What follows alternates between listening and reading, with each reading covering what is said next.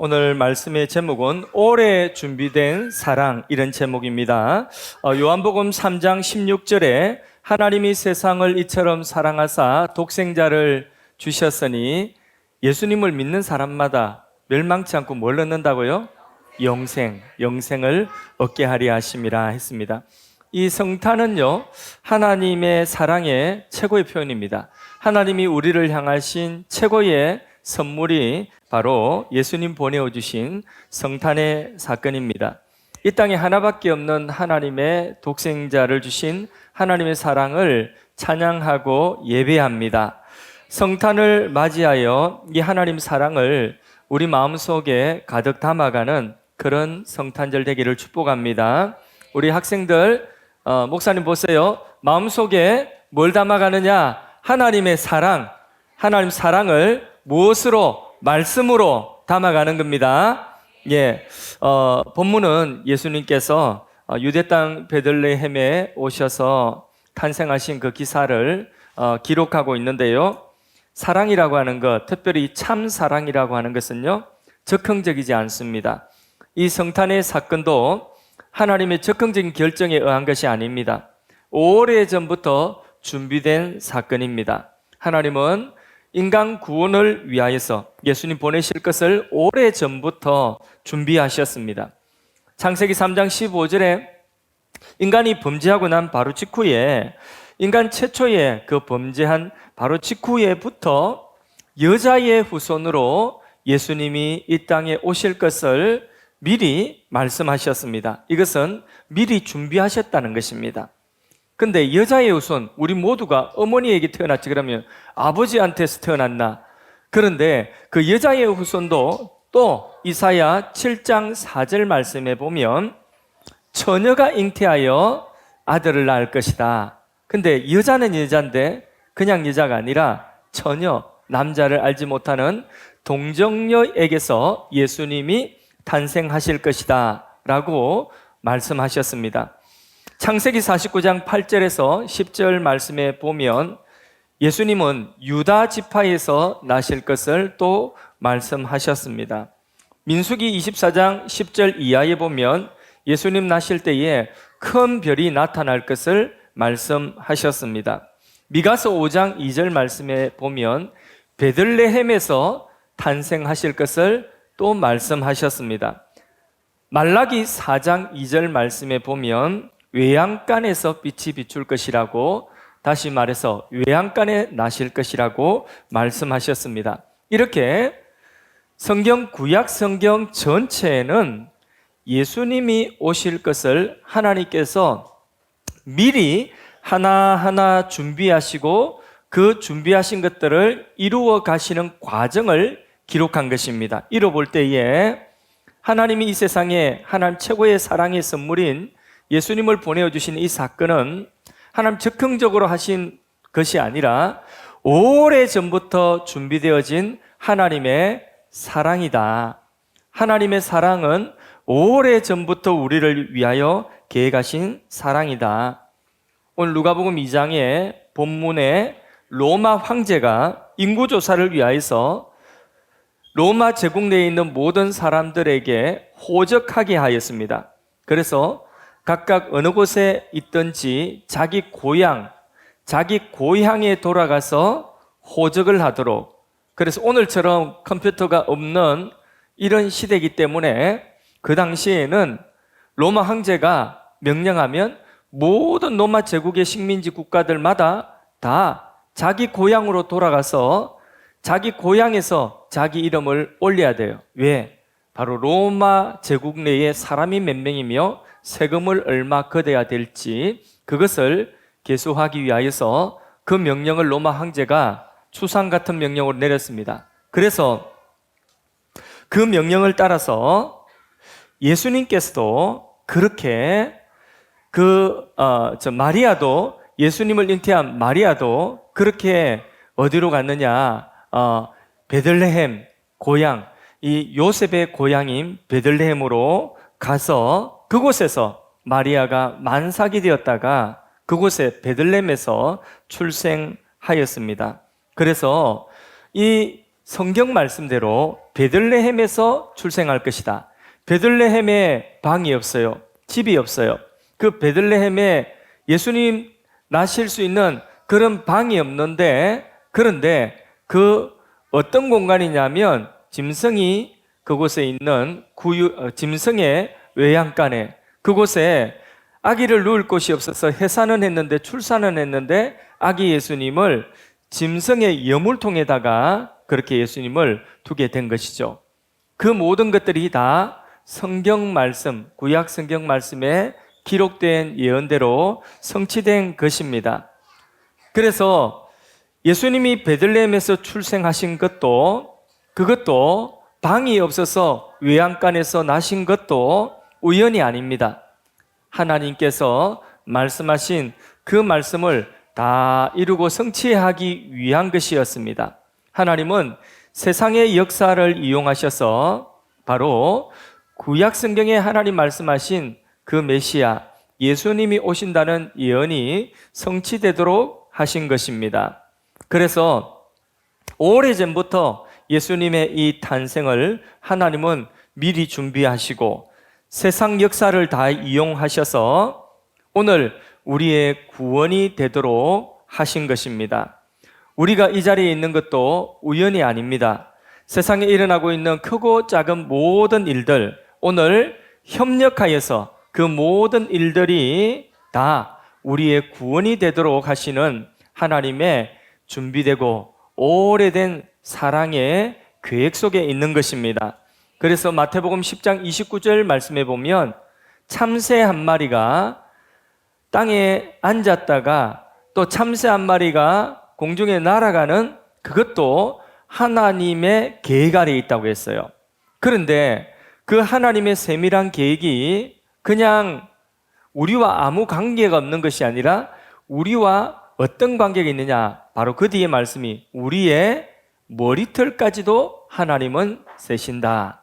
참새 한 마리가 앉았다 일어나는 그런 모든 세상에 일어난 일들이 우연이 아니라 우리의 머리털까지 세시는 하나님의 우리를 향한 그 사랑의 계획을 성취하기 위한 하나님의 일이다 하는 것입니다. 그래서 우리를 사랑하셔서 예수님의 탄생을 준비하신 이 성탄절, 하나님의 오래된 우리를 향한 그 계획된 사랑에 감사와 영광을 올려드립니다. 우리의 삶에도 그 하나님의 사랑이신 예수님을 우리에게 주셨는데 그 예수님과 함께 우리에게 주어진 모든 것들이 합력하여서 선을 이루고 우리의 구원과 우리 아름다운 성화를 이루는 재료가 되게 하시는 우리 하나님의 사랑을 믿고 찬양할 수 있기를 바랍니다.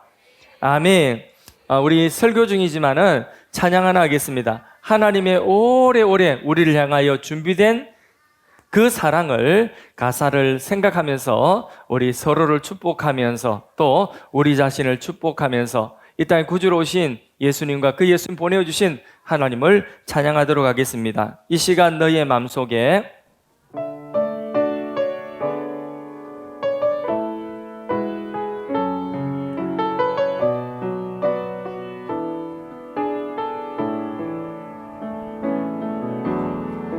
이 시간 너의 맘속에 하나님 사랑이 가득하기를 진심으로 기도해 간절히 소망해 하나님 사랑 가득하기를. 하나님은 너를 사랑해 얼마나 너를 사랑하시는지 너를 위해 저 별을 만들고 세상을 만들고 아들을 보냈네. 오래전부터 널 위해 준비된 하나님의 크신 사랑 너의 가는 길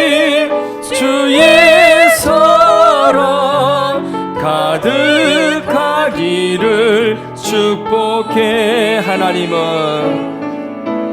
하나님은 너를 사랑해. 얼마나 너를 사랑하는지. 너를 위해 저 별을 만들고 세상을 만들고 아들을 보냈네. 오래전부터 널 위해 준비돼. 하나님의 그 신사랑 너의 가는 길 주의 사랑 가득하기를 축복해. 우리를 향하신 오래된 하나님 사랑 감사합니다. 찬양합니다. 오래전부터 예수님은 이 땅에 우리를 위한 하나님의 사랑으로 준비되고 이 땅에 하나님의 그 사랑의 계획대로 오셨습니다. 그런데 예수님은 가장 낮은 자로 오셨습니다. 그러기에 가장 낮은 자리에 설 것을 우리가 교훈받아야 됩니다. 예수님은 하나님의 독생자이시지만은 강보에 사여 구유에 누이셨습니다. 그 구유라고 하는 것은 시골에 저 외양간에 소나 짐승이 그 여물을 먹는 여물통입니다. 아주 더러운 것입니다. 시골 외양간 그 여물통, 그 모든 것들이 낭만적인 것이 아니라 오물로 냄새나는 더러운 곳이라는 것을 우리가 알아야 됩니다. 그곳에 귀하신 아기 예수님의 몸이 누이셨습니다. 이 말은 가장 낮은 모습으로 오셨다는 것입니다. 누가 성탄의 기쁜 소식을 가장 먼저 듣고 경배했는 줄 아십니까?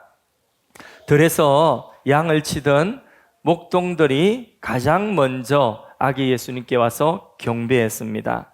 그것은 무슨 말이냐면 그 당시에 가장 낮고 신분이 가장 천한 사람들이 아기 예수님께 먼저 찾아와서 경배했다는 것입니다. 그러므로 가난한 사람, 약한 사람, 병든 사람, 누구든지 아무리 작은 사람이라도 천한 사람이라도 예수님께 나올 수 있는 문턱은 없다. 누구든지 예수님께 올 수 있다. 예수님 말씀하셨어요. 수고하고 무거운 짐진 자들아 다 내게로 오라. 내가 너희를 쉬게 하리라. 우리는 이 기쁜 소식을 우리 성탄절 많은 사람들에게 할 수 있다면 전해야 할 것입니다. 오늘 예수님은 어디에 오실까요? 독일 베를린에 가면 나치 치하에 순교한 사람들을 기념하는 기념교회가 있다고 합니다. 그런데 그 교회는 특징이 뭐냐면 예배실에 우리는 여기에 창들이 양쪽에 있죠. 창이 하나도 없답니다. 오직 천정에 십자가 모양을 홈입하여진 그곳으로 희미한 십자가 불빛이 들어오고 창이 하나도 없다는 것입니다. 그것은 나치 치하의 그 당시의 세상이 창이 하나도 없는 깜깜한 그런 암흑과 같은 시대였다는 것을 건축학적으로 보여주는 것이라는 거죠. 그런데 창이 있어야 되는 그 자리에 무엇이냐면 그림 액자들이 하나씩 걸려 있답니다. 그런데 그 그림 액자에 그려진 그림은 어떤 그림이냐면 마태복음 25장에 예수님께서 말씀하신 가난한 사람, 헐벗은 사람, 옥에 갇힌 사람, 나그네, 병든 사람, 이런 사람들의 암울하고 비참한 상황들을 그 그림 액자 하나하나에 그려놓았다는 거죠. 그래서 사람들이 십자가 빛이 머무는 은은하게 비치는 그 예배당에, 창이 없는 깜깜한 그 예배당에 들어와서 액자의 그림들을 그 십자가 빛으로 비추어서 그렇게 감상을 할 때에 그 비참한 사람들, 그 힘들게 살아가는 사람들, 그 사람들의 그림 하나하나를 보고 있는데 그 그림을 감상하는 사람들에게 주는 메시지가 무엇이냐면 바로 보았느냐? 그러면 너희는 어떻게 할래? 라는 메시지라고 하는 것이죠. 그래서 그 예배당이 이 건축학적으로 그런 구조로 되어 있는 전체적인 의미는 뭐냐 하면 나그네와 고통받는 사람들에게 사랑을 베풀고 그리고 그들을 긍휼히 여기는 마음을 가질 때에 바로 그 액자에 있는 사람들과 같은 그런 어려운 사람들을 돕고 그 사람들을 향한 그런 따뜻한 마음을 가질 때에 창 대신에 액자가 있지 않습니까? 바로 어둠의 세상에 바로 예수님의 빛, 하나님의 사랑의 빛이 비춰진다는 그런 메시지가 바로 그 건축물 속에 그렇게 표현되어진 것입니다. 그렇습니다. 오늘 이 세상 어떤 곳에 우리 예수님이 찾아오셔서 거하기를 원하실까요? 그것은 작은 자들을 섬기는, 우리 어린이들을 섬기는, 또 이 세상에서 작은 자라고 할 수 있는 나그네와 힘들게 살아가고 있고 오늘 마음적으로 육신적으로 고통당하고 있는 많은 사람들, 그 사람들을 섬기는 그 자리에 예수님께서 바로 함께 하신다는 거죠. 그런 사람들을 향한 마음을 가진 그 사람들의 마음 속에 예수님이 임하셔서 세상에 예수님의 은혜의 빛, 사랑의 빛을, 구원의 빛을 비추기를 원하신다는 것이죠. 페루의 국민 시인이라고 불리는 세자르 바예호라고 하는 시인이 있습니다. 이분의 일용할 양식이라고 하는 시의 한 부분을 인용합니다. 문이란 문은 모두 두드려 모르는 사람일지라도 안부를 묻고 싶다. 그리고 소리 없이 울고 있는 가난한 이들을 돌아보고 모두에게 각 구운 빵 조각을 주고 싶다. 예, 페루의 이 시인은 그 탄광촌과 빈민촌에 살아가는 사람들의 비참한 실상을 직접 경험을 했습니다. 경험한 이후에 자기가 따뜻한 음식을 먹을 때마다 마음속에 그 먹지 못하는 사람, 가난한 이웃들을 생각할 때에 마음에 죄책감이 생기고 무거운 마음을 가지면서 방금 일용할 양식이라고 하는 그 시의 뒷부분에 보면 이런 또 내용이 납니다. 돌아다니면서 문이란 문은 다 두드려서 모두에게 용서를 빌고 싶다. 예, 바로 그런 마음입니다. 하나님의 사랑, 그리스도의 그 사랑을 받은 사람은 누구든지 사도 바울처럼 나는 모든 사람들에게 빚진 자다. 그런 마음을 가지는 거죠. 우리가 바로 이런 사람, 이런 마음을 가질 때에, 이런 사람이 될 때에 바로 우리의 그 마음을 빌어서 예수님께서는 우리를 통하여서 세상에 무엇이 흘러가게 하냐? 하나님의 사랑, 하나님의 생명의 빛이 흘러가게 하시는 것입니다.